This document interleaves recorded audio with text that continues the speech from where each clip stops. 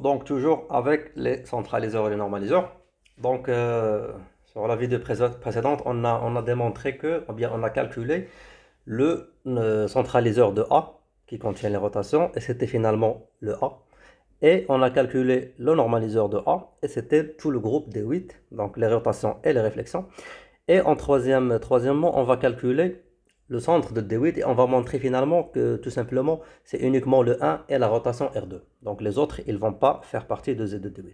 Alors la première des choses, bien sûr, on ne va pas vérifier les réflexions parce qu'on sait très bien que le Z de D8 doit faire partie de A. Ce qui fait les réflexions, elles ne vont pas être incluses. Par contre, ce qui nous reste, c'est de montrer tout simplement que ça ne peut pas être le R et ça ne peut pas être le R3. D'accord? Alors pour ceci, c'est simple. Il suffit juste on sait très bien quand on fait le RS, c'est quoi? C'est le SR-1. Et ça, c'est quoi? C'est le SR4-1 qui est le SR3.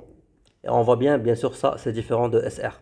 Puisque le R3 est différent de R, ce qui fait le SR3 va être différent de SR, ce qui fait le RS va être différent de SR, ce qui fait le S et R, ils ne vont pas commuter. Et ceci implique que le R ne va pas faire partie du centre du D8. Parce qu'on rappelle, le centre, c'est tout simplement les éléments du groupe qui commutent avec tous les autres éléments. Et donc, du coup, on remarque que le R, bien sûr, il ne va pas faire partie de D8. De la même façon, le R3, si je fais le R3S, tout simplement, ça c'est le SR-3, qui est le SR4-3, qui est le SR, qui est différent de SR3. Ce qui fait le R3S différent de SR3. Ceci implique que le R3, là je m'excuse, ça n'appartient pas. Donc R3 aussi n'appartient pas au centre de D8.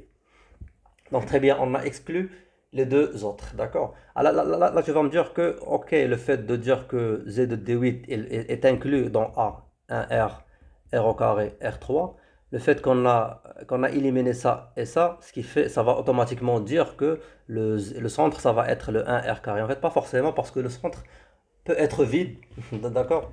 Bon, ça va pas être vide, il peut être uniquement le 1, d'accord? Donc, ce qui fait, on doit vérifier quand même que le R carré, il fait partie du centre. Donc, il faut faire attention avec ce genre des implications.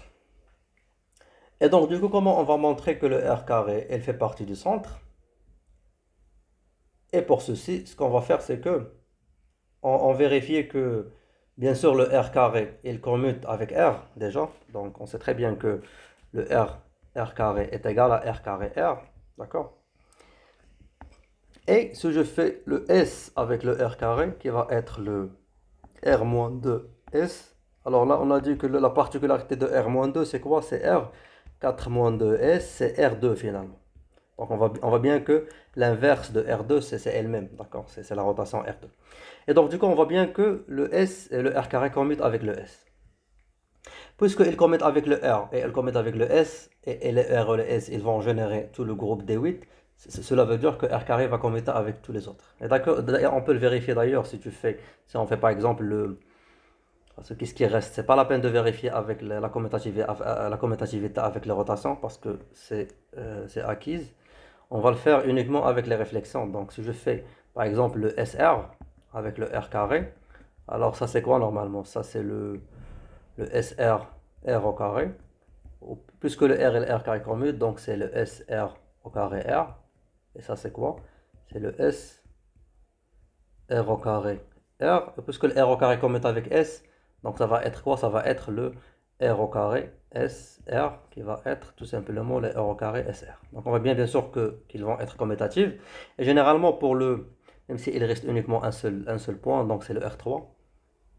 En fait généralement pour l'avoir généralement pour SRK, c'est quoi ça? En fait, pour ceci, pour démontrer la commutativité, c'est pas la peine de faire le SRK moins plus 2 et après faire après faire le R moins K moins 2S, ce genre de choses. Donc, on peut utiliser tout simplement la commutativité avec les générateurs qui sont R et S. Et donc, du coup, pour ça, tu peux voir que si on fait le SRK, on peut faire ça RK moins 1 par exemple. R on va avoir le S, RK-1, R au carré. D'accord? Parce que le K, séparer le K avec K-1 plus 1, donc c'est le le RK-1 fois R. Et puisque R carré commet avec R, donc je vais avoir le SRK-1 R au carré R. Après, on va faire la même chose. On va faire par exemple le SRK-2 R, R au carré R, ce qui fait R au carré va commuter avec R. Donc le fait que, c'est pour ça que je vous montre que le fait qu'il commute avec le générateur, ça va commuter avec tous les éléments qui sont générés par ce générateur. D'accord? Et généralement, pour montrer ça, on ne peut pas le montrer bien sûr dans des étapes parce qu'on on sait pas c'est quoi K, mais on peut le vérifier par récurrence. Et d'ailleurs, c'est pas la peine parce que je pense qu'on l'a démontré dans un exercice. D'ailleurs, c'est en fait, c'est évident, d'accord? Mais on peut le faire, bien sûr, par récurrence. Y a pas de problème. Et donc, du coup, qu'est-ce qu'on a montré finalement? On a montré que finalement, le S RK avec R au carré, donc ça sera quoi? C'est le R au carré, SRK. Finalement, pour tous les cas. Et comme j'ai dit, c'est pas la peine bien sûr de vérifier avec tous les cas parce que ça, on n'a pas généralement cette. Il faut faire attention, c'est qu'on n'a pas cette commutativité sur n'importe quel groupe d'hydrales. C'est uniquement pour le D8. Pourquoi? Parce que D8, c'est-à-dire que n est égal à 4 et le 2, c'est en fait, c'est la moitié de 4, ce qui fait on a cette possibilité d'avoir le R carré qui commute avec tout. Donc généralement, quand tu considères par exemple le 2, par exemple le D12. Par exemple, le D10, on ne va pas avoir ça parce que 10, ça veut dire c'est 5 fois 2, donc c'est 5. Et 5, il a pas un entier. Bien sûr, il n'y a pas rotation qui vient sur la moitié de 5. D'accord? Par exemple, le D12, on va avoir le R3. C'est le R3 qui va commuter avec tous les éléments. D'accord? Donc, dans ce cas-là, c'est pas la peine de vérifier pour un cas quelconque. On va le faire, vous pouvez le faire on l'a déjà fait pour le SR. On peut le faire pour le SR carré et pour SR3 et on va avoir bien sûr on va avoir cette commutativité. Et donc du coup, finalement le centre du groupe, ça sera quoi? Ça sera le centre de D8, ça sera le 1 bien sûr, et le R au carré. Et bien sûr, on remarque dans ce cas-là que le Z de D8 est inclus dans le C, le centraliseur de A dans D8, qui est inclus dans le normaliseur de D8, qui est égal à D8. D'accord? Donc on voit bien cette chaîne d'inclusion de ce groupe.